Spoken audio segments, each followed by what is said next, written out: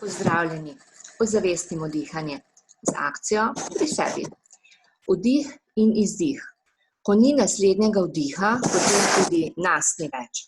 Ko se zavemo tega, nam postane jasno, da tudi dihanje ni več samoumevno. Ko dihanje z maskami za marsikoga med nami, ki jih nikoli ni nosil, ker si pač nismo izbrali poklica v medicini, postane vse neprijetno, če ne oteženo, je čas, da se zazremo vase in se vprašamo, kaj sem jaz danes naredil za svoj bogatejši vdih in vnos kisika v svoja pljuča. Če ste pričakovali traktat s političnostjo, ste zdaj razočarani. Moj tokratni razmislek v skupini z energijo za boljšo komunikacijo in odnose gre v čisto drugo smer, v zazrtju vase, ker je to edina smer, na katero lahko vplivamo. Da dihanje ni tako samoumevno, sem spoznala še kot majhna deklica. Ko me je ati držal v naročju pred bolnišnico v Topolšici, skozi okno pa mi je mahal nek možak z masko na obrazu. Čeprav mislim, da nisem imela več kot kakšna 3 leta, se te podobe še kako spomnim. In tudi pojasnil mame, da je imel njen oče, torej moj dedi, ki sem ga takrat videla prvič in zadnjič, hude težave z astmo, s pljuči nasploh. In res so ga kmalu zatem pokopali. Moje drugo soočanje z nesamoumevnostjo dihanja se je zgodilo kakšni 2 leti po rojstvu sinka, ko so mu predpisali diagnozo astma in seveda kopico pripadajočih zdravil, ki jih ob tej diagnozi priporoča uradna medicina. Soprog je nekaj časa zvesto bdel nad inhalatorji. Sama sem se takšne dokončnosti diagnoze, kot tudi uporabi zame vprašljivih zdravil, upirala na vse kriplje. Preselili smo se v bolj čisto okolje, brez zaves in preprog, s čim manj pršicami, ter zamenjali pogled na ljubljansko Tržaško z goltmi, planinskim zrakom, od bližnjega kmeta konzumirali domače kozje mleko in namesto vato sina zavijali v čisto drugo, športno smer. Danes ima črni pas v ljubu. Torej sem vsaj 2-krat v življenju lahko bolj od blizu spoznala, da dih v smislu diha in izdiha ni vselej in ni za vsakogar tako samoumevno dejanje. Dihanje je nesporno osnovna življenjska funkcija. Moji starejši sorodniki so včasih rekli, da je nekdo izdihnil in ne umrl. Danes se le malo kdo med nami nenehno v vsakem trenutku zaveda, ali diha pravilno ali nepravilno. Če pogledate spečega dojenčka, kako lepo se mu dviguje trebušna predpona in kako blažen je v spancu, se vam nekako milo stori, kaj ne? Mi smo na pomen dihanja z diafragmo, torej trebušnega dihanja, že skoraj pozabili. Ženske smo se tega seveda spomnile ob porajanju in vtitju babice ter po možnosti tudi soproga, dihaj, dihaj. Potem pa, ko življenje teče nekako po ustaljenih tirnicah, če nismo ravno športniki in se ne ukvarjamo z jogo ali vsakodnevno meditacijo, to nekako uide iz navade. Postanemo sužnji nepravilnega dihanja, ko povsem nezavedno začnemo uporabljati prsne mišice. Ko smo v stresu, itak pozabimo na pravilno dihanje. Saj vemo, namesto globokega vdiha in izdiha, dihanje postane plitko, hitro in kratko.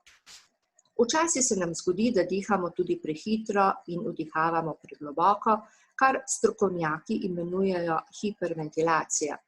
In ko pozabimo na trebušno dihanje, s tem pozabimo tudi na velik pomen, ki ga to ima za naše zdravje in čustva.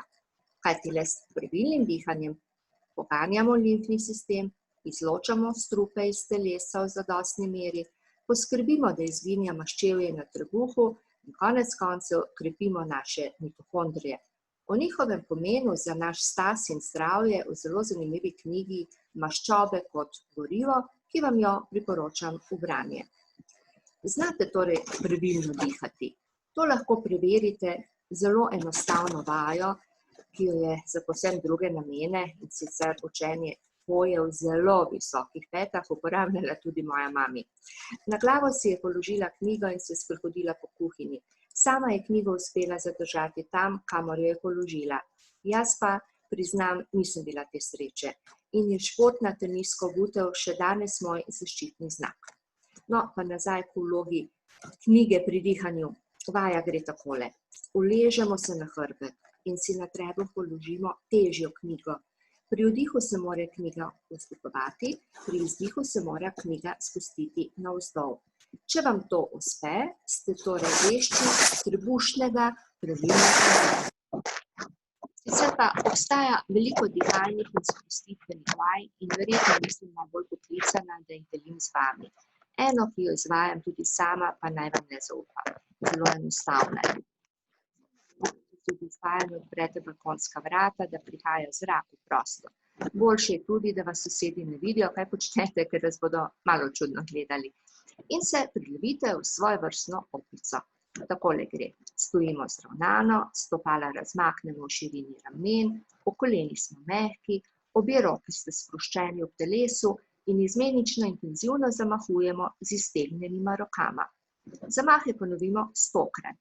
In tako prejmemo za polovico več kisika v naše telo. Na seminarjih KUP-a po predavanju na temo obvladovanja stresa s komunikacijo in z energijo spoznamo tudi kakšno vajo žerjava ali medveda in pomen osredotočenja na dihanje. Prav o tem osredotočenju in posledično ozaveščenem dihanju govori tudi avtor številnih knjig. Imenuje se Osho, to je indijski guru meditacije. V branju vam predlagam kar nekaj njegovih slovenskih prevodov s pomenljivimi naslovi, kot so Zrelost, Strah, Svoboda, Intuicija. Med drugim pravi, da je pomembno, da ozavestimo vse, kar počnemo, in doda: učite se zavedanja.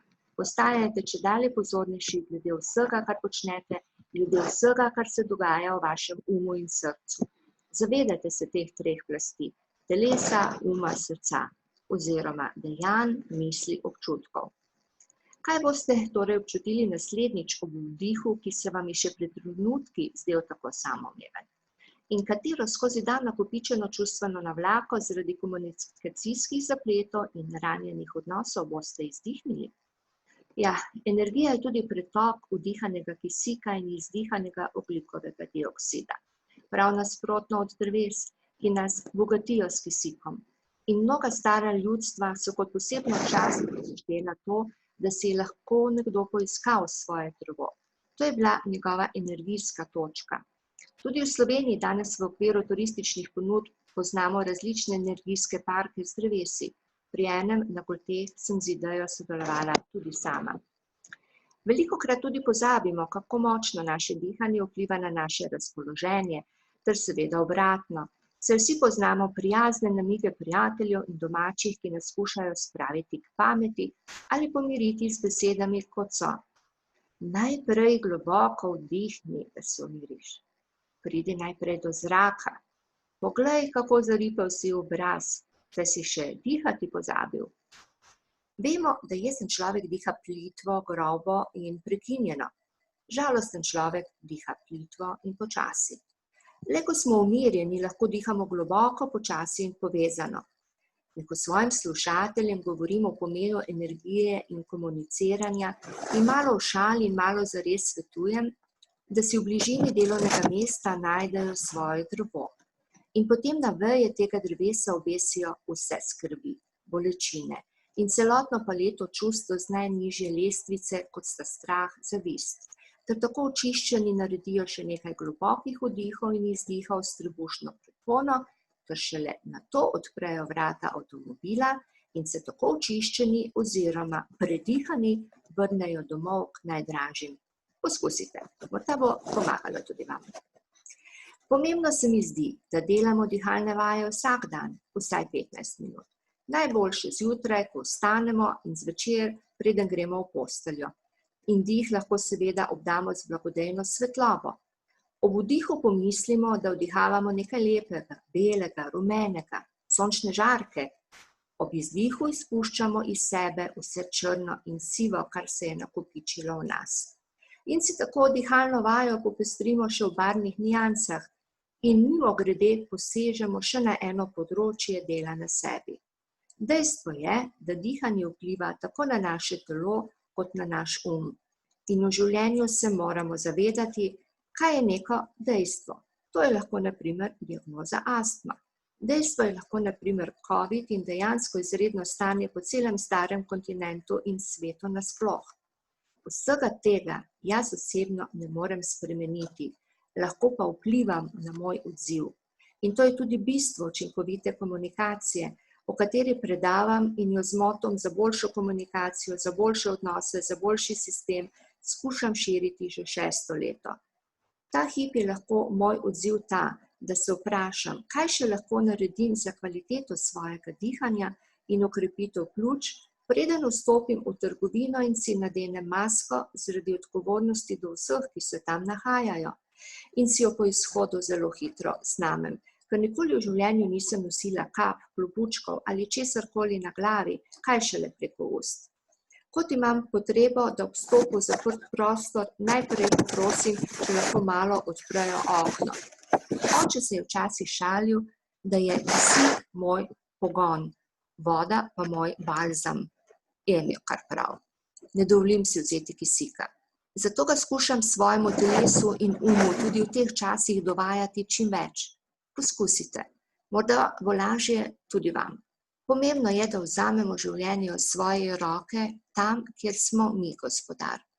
2-krat po 15 minut dihalnih vaj na dan ni veliko, če vemo, da nekdo v življenjski dobi 70 let dejansko skoraj 20 let prespi. Ne. Do naslednjič z energijo za boljšo komunikacijo in odnose. Biserka Pušetašič, dihajte.